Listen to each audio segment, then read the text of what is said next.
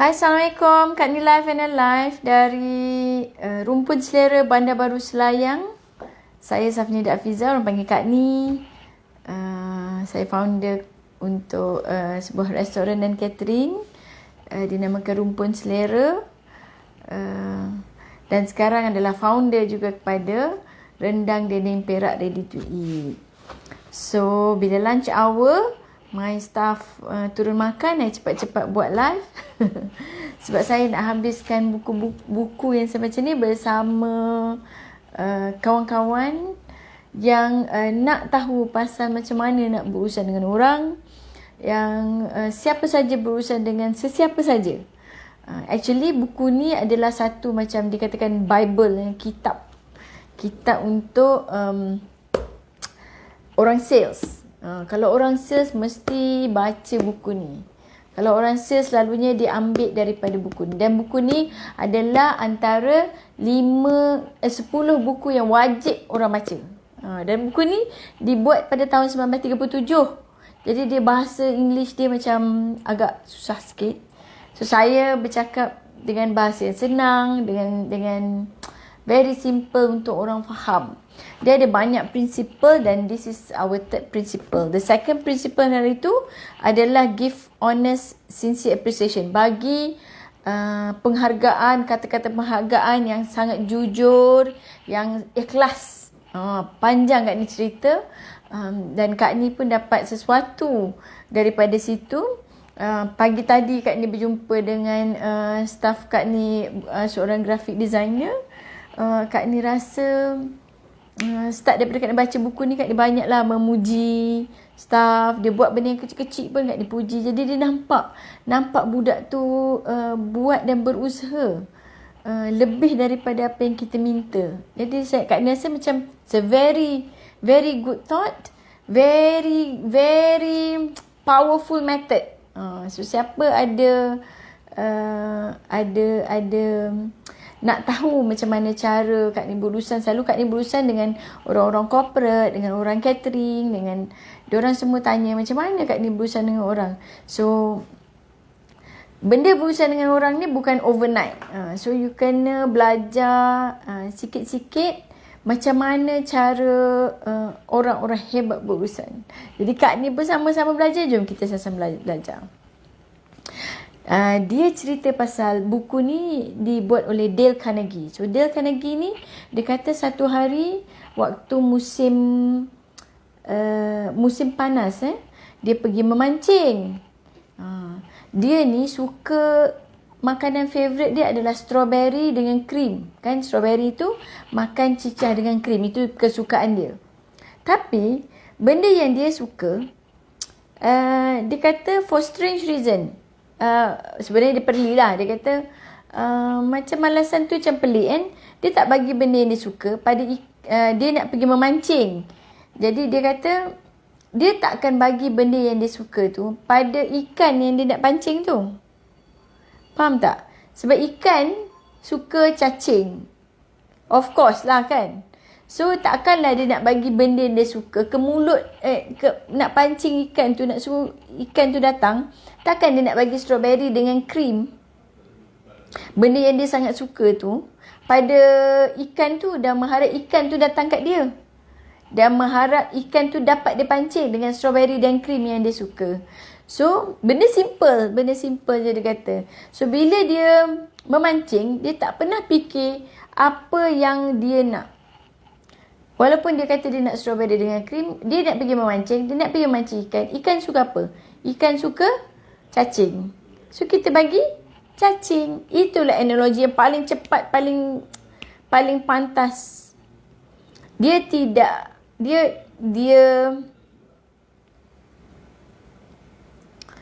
pun kata lebih baik saya pegang cacing tu yang geli, yang macam tu, ataupun grasshopper, cengkerik. Kita bagi-bagi macam ni dekat depan ikan tu, bagi-bagi macam ni, dan ikan tu akan datang, betul tak? Nak tak ni, dia cakap dekat ikan tu. So dia kata gunalah common sense tu untuk pancing orang. Kalau kita nak pancing orang, Kita pancing benda yang dia nak, bukan benda yang kita suka. Itulah dia punya analogi. Dia paling senang, paling simple. So dia kata, dulu Perdana Menteri Great Britain, nama dia Lloyd George, masa Perang Dunia Pertama dulu, dia tanya, orang tanya kenapa Perdana Menteri tu waktu tu boleh stay walaupun sedang Perang Dunia Pertama. Dia ada banyak lagi, waktu Perang Dunia Pertama tu banyak bertukar-tukar Perdana Menteri. Wilson, Orlando, Clements. Jadi, tapi dia tu Lloyd George ni boleh stay. So dia kata, orang-orang yang bertukar-tukar ganti orang tak ingat, tapi orang ingat pada dia. Dia adalah Perdana Menteri pada waktu Perang Dunia Pertama. So dia kata kenapa? Dia kata dia stay dan duduk dekat berkuasa sebagai Perdana Menteri dan orang ingat dia berkuasa sebab dia belajar yang sangat-sangat penting untuk sediakan umpan yang sesuai dengan ikan. Dia sini cakap. Ni dia orang memang ambil orang-orang lama lah, orang-orang lama. Orang lama yang orang ingat kata-kata dia. Kenapa kita nak bercakap benda yang kita nak depan orang? Kenapa kita nak bercakap benda yang kita nak? Bukankah itu kebudak-budakan? Dia rekan negeri kata. Tentulah. Kau minat dengan apa yang kau nak je. Kau memang sangat suka, minat, tapi orang lain tak minat. Macam ada live kat ni. Ada live kat ni ada orang suka, ada orang tak suka. Orang suka yang orang suka adalah orang yang suka nak buat sale. Orang yang suka nak bercakap dengan orang, yang nak memperbaiki hubungan dia dan berurusan dengan orang. So orang-orang tu je lah yang Kak Ni akan dapat. Kak Ni akan dapat viewer, orang yang nak berurusan, nak perbaiki urusan dia dengan orang, cara dia berurusan. Tapi sama juga dengan orang lain, you all akan suka dengan apa yang you all suka saja. So you all akan dengar pada apa yang you all nak dengar saja. So satu cara dalam dunia ni kalau nak pengaruh orang adalah bercakap benda yang orang yang depan kita tu nak. Tunjukkan cara macam mana dia nak dapatkan apa yang dia nak. Kita tunjukkan cara. Dia nak apa? Kita tunjukkan, kalau you nak yang ni, saya dapatkan macam ni, macam ni, macam ni. Baru dia nak dengar. Bukan you cakap apa yang you nak. Apa yang kita suka. Itulah perkara yang walaupun macam sekarang ni Kak Ni bercakap apa yang Kak Ni suka, baca buku kan. Tapi kalau Kak Ni berurusan dengan orang, Kak Ni akan cakap apa yang orang nak dengar. Dah yang prinsipal pertama tu kita dah bagi penghargaan, bagi pujian, dia dah suka dengar kan. Sekarang apa dia nak, kita kena tahu apa dia nak dulu. So ingat bila kita cuba nak suruh orang buat sesuatu, contohnya paling senang, kita nak suruh anak kita berhenti merokok. Na'udzubillah lah. Tapi kalau ada siapa, kita nak suruh suami kita berhenti merokok. Kita cerita anak lah, senang nak suruh, dia kata kat sini cerita pasal anak. Anak tu kalau nak berhenti merokok, kalau kita beletih, kalau kita cakap apa yang you nak, ayah nak kau berhenti merokok. Ataupun kita kata, kau tahu tak merokok tu merosakkan paru-paru, kau tahu tak? Kau tahu tak ni? Kalau kita ceramah kat dia, dia tak akan dengar. Dia dengar lah sebab dia terpaksa dengar. Tapi dia tak masuk dan dia tak akan buat apa yang kita nak. Tapi, kalau kita tahu anak kita, cita-cita dia apa? Nak jadi pemain basketball. Nak, lomba lari, nak jadi nombor 1. Katakanlah itulah dia punya cita-cita. Baru kita boleh tunjuk kat dia rokok ni sebenarnya boleh buatkan kau nak jauh daripada cita-cita kau nak main basketball. Nak jadi player basketball. Dia akan jauhkan cita-cita kau untuk menang pertandingan. Dia akan jauhkan cita-cita kau untuk dapatkan medal. Jadi bila kita cakap macam tu, dia lebih nak dengar daripada kita membebel. Itu untuk anak. Sama je dia kata. Satu benda yang best, yang senang nak ingat, deal dengan anak, atau kita deal dengan, minta maaf bukan nak samakan anak, tapi dia cerita macam ni. Deal dengan anak lembu atau dengan anak kera. Katanya sama. Itu senang kan, dia analogi dia simple supaya ingat. Dia kata good thing to remember, dia dengan anak ke, berurusan dengan anak ke, berurusan dengan anak lembu ke, berurusan dengan anak kera ke, sama. Contoh ni, dia selalu bagi contoh orang-orang yang hebat. Nama dia Ralph Waldo Emerson. Ini orang pujangga lah. Dia kata satu hari Ralph Waldo Emerson ni dengan anak dia, dia cuba nak masukkan anak lembu kat dalam kandang.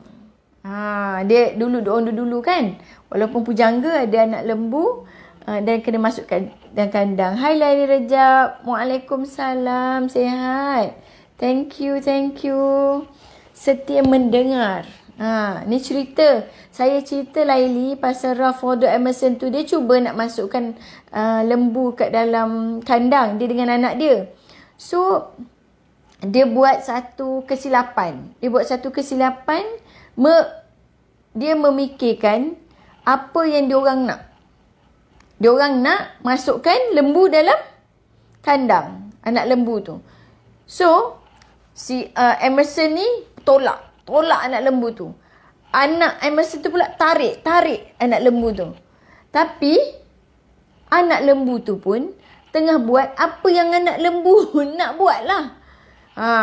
Dia nak buat apa? Dia tak nak masuk dekat dalam kandang. Itu je anak lembu tu fikir. Jadi dia kerahkan kaki dia. Dia degil, dia tak nak masuk juga. Dia tak nak berganjak, tak nak bergerak. Anak lembu tu. Sekali adalah dia punya orang gaji. Nampak? Orang gaji Ralph Waldo Emerson yang hebat ni. Ralph Waldo Emerson ni orang hebat lah. Orang gaji Ralph Waldo tu nampak. Orang gaji dia seorang Irish. Walaupun dia tak menulis buku yang hebat macam Ralph Waldo Emerson tu. Walaupun dia tak menulis buku, tak tulis kata-kata pujangga, tapi dia dah nampak apa akan berlaku. Dia kata sekurang-kurangnya saya ada akal kuda, akal seorang kuda, akal seekor anak lembu, dan yang Emerson tu tak ada. Dia kata, saya berfikir, ni orang gaji dia kata, saya fikir apa yang anak lembu tu nak. Orang gaji ni fikir, apa anak lembu tu nak. Tahu dia buat apa? Dia pun ambil ibu jari dia. Dia masukkan ibu jari tu dekat mulut anak lembu tu. Kan anak lembu tu nak susu. Dia masukkan dalam mulut anak lembu tu. Sambil tu slow gently dia bawa masuk ke dalam kandang. Yang si Emerson duk tolak, duk tarik. Paksa juga dia. Sebab fikir apa yang dia nak. Tak fikir apa yang anak lembu tu nak. Macam anak-anak kecil kita juga sebenarnya. Anak kecil kita ambil daripada dia barang. Pagi semalam tu lah. Ada yang anak Kak ni pagi tadi umur 11 bulan. Kita saja try naikkan dia dekat atas basikal. Dia terus pegang. Cantik je dia pegang. So bila dia pegang tu kan, bila nak suruh turun, dia tak nak turun. Jadi apa yang Kak ni punya pengasuh, kalau Kak ni dah suruh turun lah. Ataupun Kak ni Kak ni distract dia ke, ataupun paling-paling Kak ni angkat je lah dia kan. Dia nak nangis ke apa, Kak ni tahu dia nangis kejap je. Tapi pengasuh Kak ni lagi bijak, pandai daripada Kak ni. Tahu dia buat apa? Dia tahu anak Kak ni tak nak lepas basikal dia. Jadi dia turunkan anak Kak ni tepi basikal tu. Dia tak nak lepas basikal. Jadi walaupun dia turun, dia tak lepas lagi basikal tu. Jadi dia bagi je anak Kak ni main sampai dia puas. Lepas tu baru dia bawa masuk tanpa anak Kak ni meraung. Kalau Kak ni akan angkat dan bagi dia meraung sekejap. Tapi seorang pengasuh boleh fikir apa yang budak kecil nak. Jadi Kak ni kata, Masya Allah, rupanya kita kalau nak buat orang buat apa kita nak, kita mesti fikir apa dia fikir. So pagi tadi benda yang sama Kak ni buat pada graphic designer Kak ni. Dia kata dia nak satu komputer yang canggih, yang laju. Dan benda tu hanya ada di rumah. Jadi kita berbincang pada waktu tu, dalam fikiran Kak ni, asyik tanya dia apa dia nak. Apa dia nak. Kak ni tanya apa dia nak. Apa dia nak. Sampai dia dapat bagi tahu apa yang Kak ni nak. So dia akan tunjukkan, saya akan buat macam ni Kak, saya akan buat macam ni, sampai akhir bulan ni saya akan buat macam ni, saya akan buat macam ni. Dan apa yang dia bagi Kak ni lebih daripada apa yang Kak ni nak. So Kak ni kata, berkesanlah buku ni. Kalau tak ada buku ni, kita akan buat fikir apa yang kita nak saja. So segala-galanya yang kita buat daripada masa kita kecil adalah kerana kita nak benda tu. So kita hanya buat benda yang kita nak. Jadi kalau kita nak orang tu buat untuk kita, kita kena tahu dulu apa dia nak. Dan kita kena betul-betul tahu apa dia nak. Sampai kita tanya dia apa dia nak, sampai dia bagi tahu apa dia nak yang selari dengan apa kita nak. Dan kita akan dapat lebih daripada kita nak. Macam gitu. Kadang-kadang nak tu bukannya satu benda macam material, bukan duit sahaja mata-mata. Dia kadang-kadang macam perasaan. Macam ada orang, kenapa orang bersedekah? Kenapa orang bersedekah sedangkan orang tu perlukan duit, tapi dia banyak bersedekah. Ini bukan cerita buku agama, ni buku Dale Carnegie cerita. Dia bagi contoh buat untuk bagi pada Red Cross donation supaya Kak ni anggap sedekah lah kan. So dia kata sebenarnya kita ni bukan nak duit, kita nak feeling tu. Kebanyakan orang nak perasaan tu. Macam kita bagi sedekah, kita sebenarnya keluarkan duit. Walaupun sebenarnya kita perlukan duit, tapi bila kita memberi, bila kita bersedekah, kita nak perasaan memberi tu.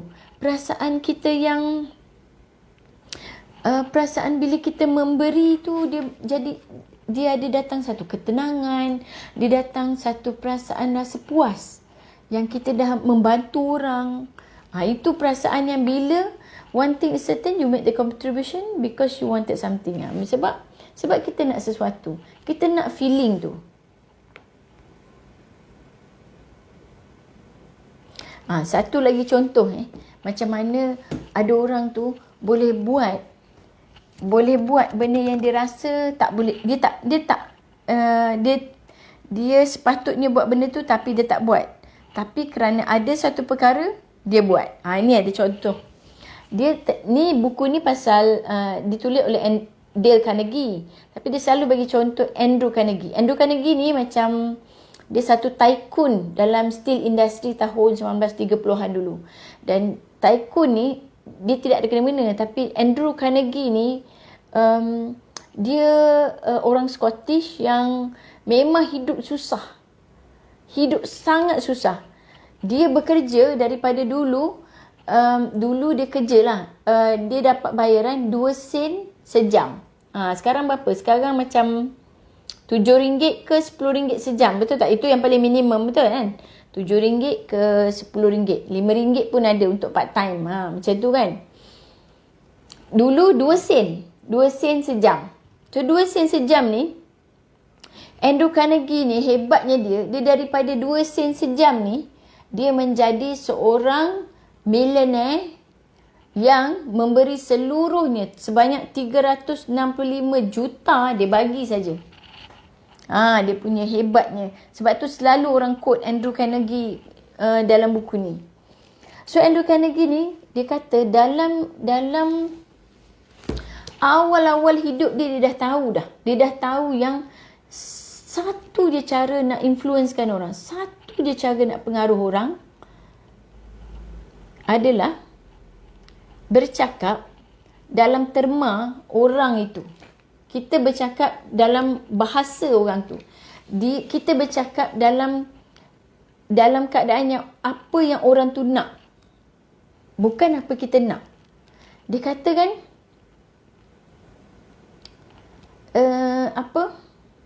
dia buat cerita. Dia ni cerita dia. Dia kata, kakak ipar yang kaya ni lah, Andrew Carnegie ni. Dia dah risau 2 orang anak dia duduk dekat Universiti Yale. Sibuk sangat dengan urusan anak-anak lelaki dia tu sampai dia lupa nak tulis surat. Dulu mana boleh telefon. Jadi kenalah mak-mak ni nak dengar, nak tahu perkembangan, mintalah tulis surat. Tapi mak dia tulis surat, frantic letters, dia bagi surat. Thank you for the love. Siapa yang bagi love tu? Bagi surat, anak dia tak jawab. Jadi ni pakcik dia yang kaya ni, pakcik dia betting lah. Pakcik dia kata dia bet RM100. Dia cakap dekat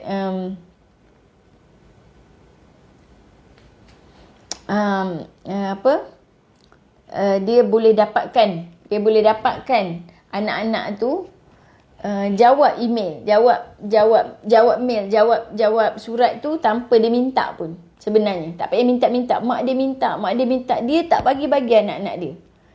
Lepas tu adalah orang tu ambil lah bet tu. So dia pun tulislah dekat anak dia macam casual lah, macam biasa. Dia kata, apa khabar ni? Sihat ke? Ni pakcik hantarkan setiap seorang duit RM5. Maksud tu besar lah kan. Duit RM5. Dia pun bagi. Hantarlah surat tu. Dan dia hantar surat tu tanpa duit. Tanpa duit dalam tu dia hantar surat. Lepas tu tiba-tiba datanglah dia uncle. Jawab anak-anak saudara dia. Dia uncle. Tapi bestnya dia kan lagi dia tak finish. Dia suruh korang fikir sendirilah apa yang anak dia minta. Mestilah ni fikiran kat ni. Mestilah dia minta, oh pakcik terima kasih lah. Tapi mungkin pakcik terlupa nak letak duit RM5 kat dalam tu. Tapi dia dah berjaya buat orang tu tulis tanpa dia suruh. Maksudnya orang tu, anak tu nak duit saja. Kononlah lebih kurang macam tu. Jadi kena bercakap in terms yang dia nak. Maksudnya sangat-sangat very vague lah benda ni kan. Maksudnya kalau kita nak benda yang kita nak dia hantar surat, kita nak kita kena dapat attention dia. Which is I don't think it's a good explanation, tapi macam tu lah. Maksudnya seorang pakcik tu dia boleh faham yang sebenarnya anak saudara dia taklah sibuk mana, tapi cuma tak bercakap dengan bahasa anak tu sendiri. Mungkin anak tu perlukan duit, mungkin apa pun alasan dia tak dapat bagi surat dekat mak dia kan. So adalah banyak contoh-contoh yang dia bagi. Kalau kita nak, ni contoh yang best. Kalau kita nak anak kita buat apa kita nak, dia kata adalah anak dia besoknya nak pergi sekolah tadika. Tapi anak tu menjerit, marah, tendang-tendang pintu. Lepas tu dia kata macam mana ni? Dia ingatkan dia patutnya kan suruh je anak dia duduk dalam bilik marah-marah, fikir Fikir nak pergi sekolah ke tak nak pergi sekolah. Fikir. Dia fikir nak cakap macam tu. Tapi dia fikir mana boleh buat macam tu. Itu hari pertama anak dia nak pergi sekolah. Hari pertama. Mestilah hari pertama kena ada impression yang bagus. Mesti nak seronok. Tak naklah trauma budak tu kan. Jadi dia fikir apa tau. Dia dengan bini dia. Dia buatlah nyanyi-nyanyi. Dia dengan bini dia tau. Anak dia tak join. Dia nyanyi-nyanyi. Dia panggil abang-abang dia pun nyanyi-nyanyi. Lepas tu dia buat lukisan-lukisan. Tapi anak dia yang tadika tu tak join. Sekali anak dia yang tadika tu nak join. Dia kata, tak boleh. Kalau nak join mak ayah melukis dengan nyanyi-nyanyi ni, ini semua kita orang belajar dekat sekolah tadika tau. Dia cakap macam tu. Kenalah pergi tadika dulu. Sebenarnya kadang-kadang kita tahu cara, tapi kita lupa. Kita lupa nak belajar ikut bahasa dia. Oh my God, this is something yang... Sebab Kak Ni ada anak yang darjah 1. Dan sangat susah nak buat dia buat kerja. Dan tapi pengasuh Kak Ni sangat pandai. Pengasuh Kak Ni seorang yang bijak lah. Dia kadang-kadang petang-petang dia akan kata, dia akan cakap kat ni, tadi petang dia kata dia nak Maggi. Terus Cik Zah dapat idea. Cik Zah kata, okey, kalau nak Maggi ke nak mandi dulu? Mana satu nak? Dia kata nak Maggi dulu. Okey, Cik Zah bagi Maggi. Nanti lepas makan Maggi kita buat apa? Lepas makan Maggi kita mandi. Dia sendiri sebut dia nak mandi. Jadi dapatlah dua-dua. Dia dapat Maggi, Cik Zah dapatlah bagi mandikan dia. Jadi kadang-kadang kita kena jadi lagi smart. Kadang-kadang Kak Ni macam tak sabar sebab konon-konon Kak Ni masa tak ada. Jadi tak kreatif. Dah jadi tak kreatif nak twist the situation. Twist untuk dapat. Kak Ni tahu Kak Ni akan end up macam mana tahu. Kak Ni akan paksa pergi mandi. Kak Ni jerit, Kak Ni marah. Sampai dia jadi suasana yang tak best. Sampai budak tu menangis. Tapi sebenarnya dia tak dapat apa dia nak. Kak Ni pun tak dapat apa Kak Ni nak. But this is something yang...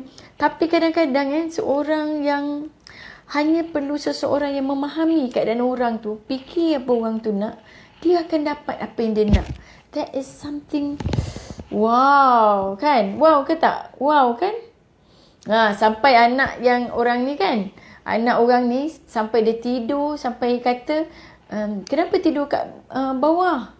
Kenapa tidur dekat ruang tamu? Sebab tak nak miss, nak pergi sekolah, nak cepat-cepat nak pergi sekolah besok. Best parents yang macam tu. Patutlah baru Kak Ni faham kenapa orang putih semua, dia tak marah-marah macam mak ayah kita dulu. Dia twist and turn supaya budak tu buat apa yang, sampai dia nak buat apa dia nak buat. Gitu cerita dia. So, lepas tu satu lagi, anak Kak Ni yang form 1. Yang anak Kak Ni form 1 pun selalu Kak Ni minta dia tolong Kak Ni masak, tolong Kak Ni sedai baju, vacuum. Dia akan macam berat hati dan dia buat tapi dia berat hati. Dia rasa ni lah, rasa macam susah kan. Tapi baru-baru ni, dia sebenarnya dah lama minta nak jadi agent dropship lah. Macam-macam lah dia nak fikir cara. Sebab dia nak duit sebenarnya. Dia nak duit nak renovate bilik dia. Entah macam mana lah dia nak buat apalah dalam bilik dia. Dia nak sesuatu. Dan Kak Ni tak dapat bagi. Tiba-tiba kita dapat satu macam idea. Dia boleh kerja dekat rumpun selera. So anak Kak Ni yang form 1 ni tengah kerja dekat bawah tu. Dengan dia hanya lap meja saja.